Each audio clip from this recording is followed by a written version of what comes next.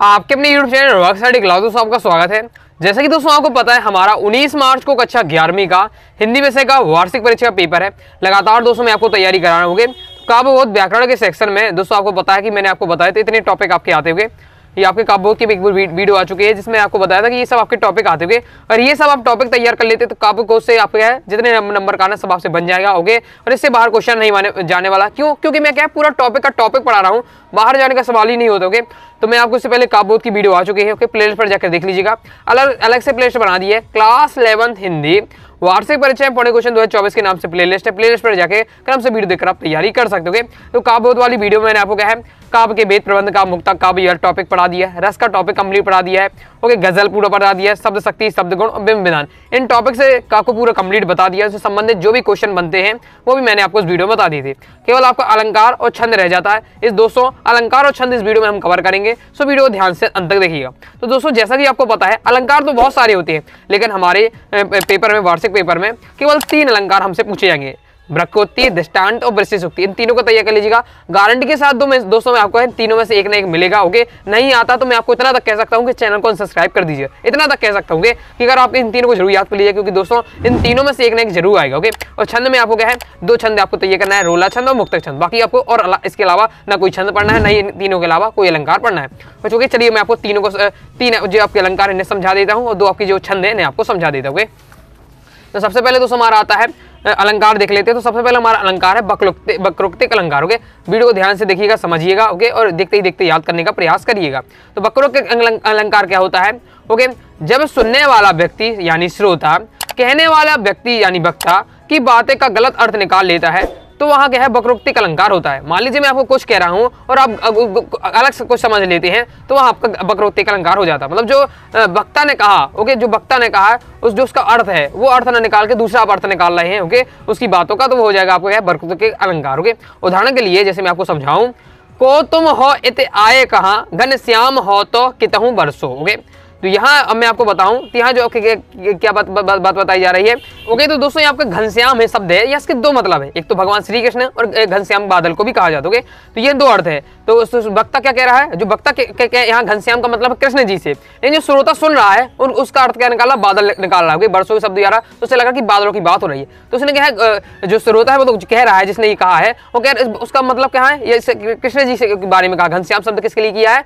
कृष्ण जी का यूज किया, कृष्ण जी के लिए यूज किया गया है। लेकिन जो श्रोता है उसका मतलब इसका अर्थ क्या निकाला है, बादल का अर्थ निकालोगे तो यही आपका वक्रोक्तिक अलंकार हो जाएगा। जो आसान थे मैंने उदाहरण आपका प्रयास किया कि आपको आसान उदाहरण से बता दूं, कंप्लीट हो जाता है। ये आपका हो जाता है वक्रोक्तिक अलंकार और उसका उदाहरण। ओके, कंप्लीट होता है। अगर आपसे पेपर में आएगा 2 नंबर का, ओके, वक्रोक्तिक अलंकार क्या है उसका उदाहरण लिखिए तो आपको ये बता देना इतना। ओके, अब आगे देख लेते हैं। तो देखिए आपको क्या है वक्रोक्तिक अलंकार है, तो वक्रोक्तिक अलंकार के अंदर क्या है 2 अलंकार और होते हैं। ओके, उन्हें भी आपको तैयार करके रखना है, क्योंकि आप ब्लूप्रिंट या सिलेबस देखेंगे उसमें लिखा वक्रोक्तिक अलंकार, साथ ही लिखा रहता है प्रकार, उसके प्रकार उदाहरण, ये भी आपको तैयार करना है। तो जो प्रकार है वो भी आपको पढ़ना चाहिए, जिससे आपको क्या इससे संबंधी बन सकता है। तो वक्रोक्तिक अलंकार के 2 भेद होते हैं, 2 प्रकार होते हैं। एक आपका श्लेष वक्रोक्ति, एक आपकी काकू वक्रोक्ति। ओके, तो देख लेते हैं श्लेष वक्रोक्ति क्या है, बिल्कुल आसान है। ओके, समझ लीजिए। श्लेष वक्रोक्ति होता है जहां पर एक श्लेष मतलब होता है चिपका से श्लेष अलंकार भी होता है। ओके, उसी से बना है श्लेष वक्रोक्तिक अलंकार। ओके, तो श्लेष वक्रोक्तिक अलंकार में क्या होता है, जहां पर एक के शब्द से अधिक अर्थ होने के कारण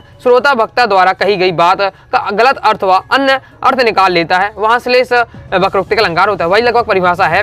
ओके, कि जहां क्या होता है कई ऐसे शब्द होते हैं, आपको पता है कई ऐसे शब्द होते हैं जिनका क्या 2 अर्थ निकलते हैं। ओके, 2 अर्थ निकलते हैं तो कहने वाला, मान लीजिए कहने वाला दूसरा अर्थ कह रहा है। ओके, और जो सुनने वाला है वो दूसरा अर्थ निकाल रहा है, वो आपका हो जाएगा श्लेष वक्रोक्ति। लगभग सही वही आपकी परिभाषा दी हुई है, बस थोड़ा आपको परिभाषा घुमा दिया है कि जहाँ क्या एक ही शब्द के क्या अधिक से अर्थ होने के कारण जो श्रोता है वक्ता द्वारा कही गई बात हो गया गलत अर्थ निकाल लेता है या अन्य अर्थ निकाल लेता है, वहाँ श्लेष वक्रोक्तिक अलंकार होता है। जैसे ये जो आपको जो दिया हुआ है ये वाला उदाहरण, ये भी आप याद कर सकते हैं। ये आपका कौन सा है, श्लेष वक्रोक्तिक अलंकार, ये भी आप लिख सकते हैं। या फिर मैंने आपको यहाँ दूसरा भी आपको दिया हुआ है, कौन द्वार पर राधे में हरि, हरि का क्या काम यहाँ। मतलब क्या है कृष्ण जी जाते हैं राधा जी घर। ओके, कौन द्वार पर, राधा जी पूछती होगे। तो कृष्ण जी कहते हैं राधे में हरि, मतलब मैं हरि हूँ, ओके, मतलब हरि कह रहे होगे।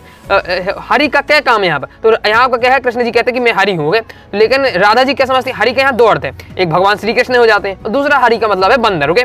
तो कहते कौन द्वार पर, तो राधे में हरि, तो राधा क्या समझती हैं कि वो भगवान कृष्ण नहीं समझती, इसका अर्थ निकाल लेती हैं बंदर से, ओके। तो कहते अच्छा बंदर आया, तो बंदर का यहाँ काम, हरि का क्या काम, ओके, यहाँ वो अर्थ निकाल लेती। तो कृष्ण जी का अर्थ निकाल के यहाँ राधा जी किसका अर्थ निकाली, बंदर का अर्थ निकाल लेती, ओके। तो इसलिए यहाँ आपको जो है श्लेष वक्र होते हुए, आई होप आप समझ चुके। आगे देख लेते हैं, ओके। सेकंड दोस्तों हमारा आ जाता है काको वक्रोक्तिक अलंकार, ओके। ज्यादा इंपॉर्टेंट नहीं, मुझे पूरा विश्वास है कि हाई चांस है अगर वक्रोक्तिक अलंकार से क्वेश्चन पूछा जाता है, डायरेक्ट आपसे दोस्तों वक्रोक्तिक अलंकार पूछा जाएगा, उसकी परिभाषा पूछी जाएगी, लेकिन इनका आपको क्या है तैयार करके रखना है, क्योंकि हमें क्या है 80 में 80 स्कोर करना है, तो एक भी क्वेश्चन आपको नहीं छोड़ना, ओके। तो काको वक्रोक्ति कला होता है, ओके, जहां पर उच्चारण के कारण श्रोता या वक्ता की बात का गलत अथवा दूसरा अर्थ निकाल लेता है, वहां वक्रोक्ति आपका क्या है, वहां आपका काकू वक्रोक्ति होता है। आपको काकू लिख लीजिए, काको वक्रोक्तिक अलंकार होता है, ओके, मतलब उच्चारण के कारण, उच्चारण के कारण ओके गलत अर्थ निकाला या अन्य अर्थ निकाला तो आपका काकू वक्रोक्ति हो जाता है, ओके।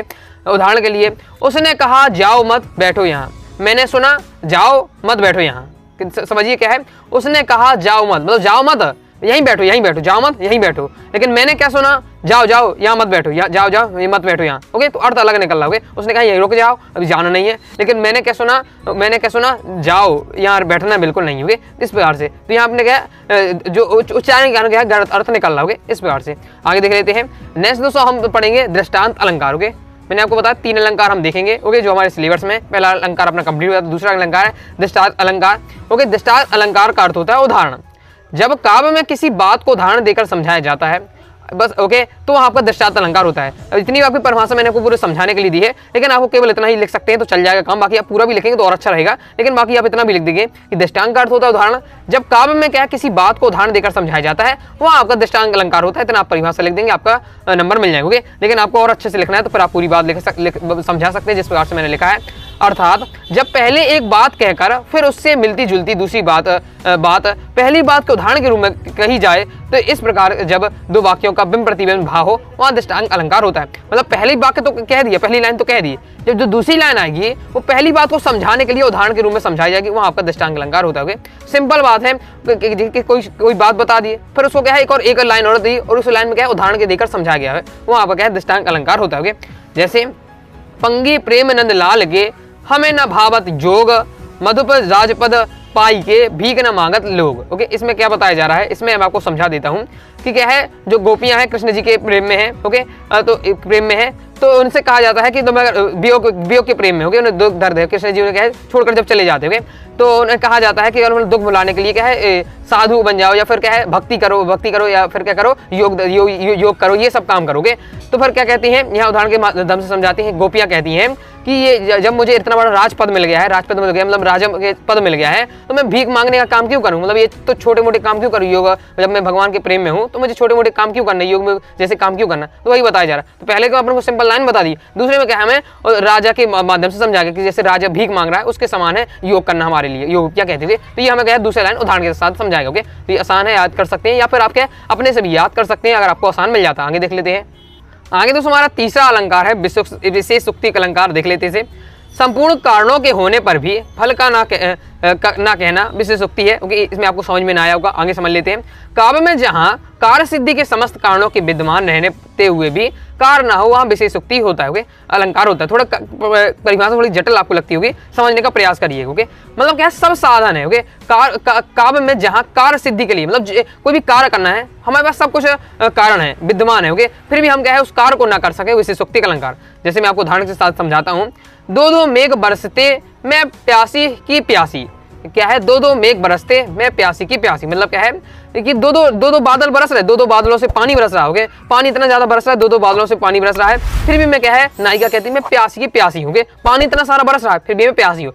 मतलब कोई दिक्कत नहीं है, सब कुछ पानी भी है, फिर भी क्या है नायिका प्यासी है, तो यहाँ आपको क्या है विशेषोक्ति अलंकार होगा। एग्जाम्पल के जैसे मैं आपको अपनी भाषा में समझाऊं तो जैसे मान लीजिए आप बढ़िया स्वस्थ हैं, ओके, आपको बच्ची तेज भूख लगी है और आपका प्रिय भोजन रखा, मान लीजिए किसी को पनीर और तंदूरी रोटी रखी है, तो किसी को गुलाब जामुन रखे हुए, ओके, तो आपका पसंद का खाना भी रखा हुआ, ओके, या जैसे दाल चावल रखे हुए, तो आपकी पसंद का खाना रखा हुआ, आपका अच्छी भूख भी लगी हुई है, भूख भी अच्छी लगी हुई है, तो बस लेकिन फिर आप सब कुछ रखा हुआ हुआ है, फिर भी आप कहें बना बनाए सब कुछ आपको रखा हुआ है, ओके, फिर भी आप कहें कि मैं भूखा का भूखा हूँ, ओके, तो फिर यहाँ आपका विशेषोक्ति अलंकार होगा कि मतलब सब कुछ है आपके पास, मटेरियल आपका है, पूरा आराम से खा सकते हैं, पेट भर सकते हैं, सब साधन उपलब्ध हैं, फिर भी आप कहें भूखे के भूखे, तो आपका यहाँ हो जाएगा आपका विशेषोक्ति अलंकार। मतलब क्या है आपका काव्य में जहाँ कार्य सिद्धि के कारण समस्त कारण विद्यमान है, कार्य सिद्धि के मतलब कोई कार्य करना है उसके लिए जो हमें कारण चाहिए वो सब हमारे पास है, ओके, मतलब साधन है, सब कुछ है, लेकिन फिर भी हम क्या है उस कार्य को ना कर सकें या ना हो पाए तो वहाँ विशेषोक्ति का अलंकार है। उदाहरण बिल्कुल आसान वाला दिया, याद कर लीजिएगा। आगे देख लेते हैं दोस्तों, टेलीग्राम चैनल को ज्वाइन किया, ज्वाइन जरूर कर लीजिएगा। ज्वाइन करने के लिए दोस्तों डिस्क्रिप्शन में मैंने टेलीग्राम चैनल की लिंक दे दी है,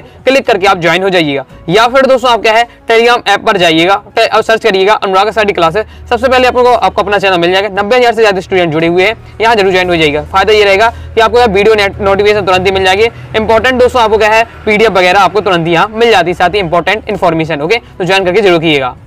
अब दोस्तों हम समझेंगे छंद, ओके, अलंकार वाला 3 टॉपिक थे, 3 अलंकार थे, तीनों मैंने आपको बता दी, तीनों को तैयार कर ली गारंटी के साथ, उनमें से एक जरूर आएगा।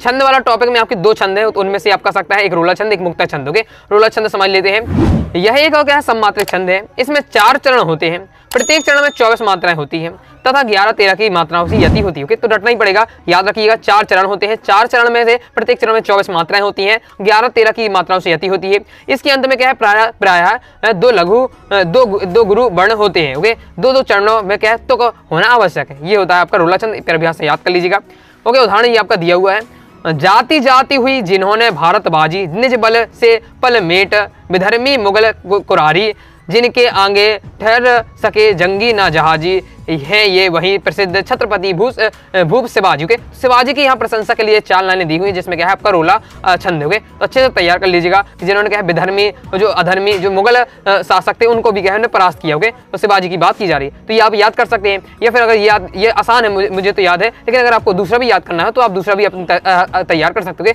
परिभाषा तो दोस्तों आपकी यही रहने वाली है, जरूर नहीं है यही उदाहरण करें, आपको आसान कोई उदाहरण मिल जाता है उसे आप तैयार कर सकते हैं, ओके।